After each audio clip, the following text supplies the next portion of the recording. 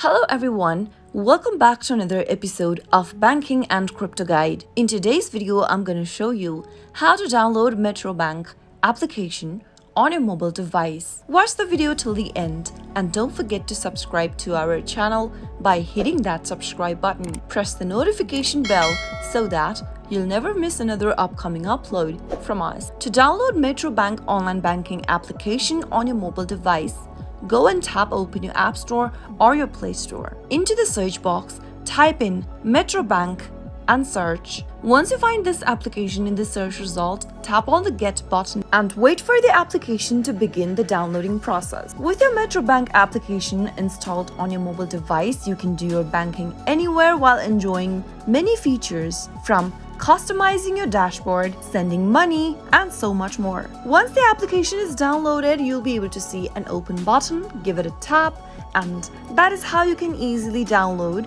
Metro Bank online banking application right on your mobile device. I hope the tutorial was helpful to you. If it was, go ahead and give us a thumbs up. I'll be back soon with more videos like this.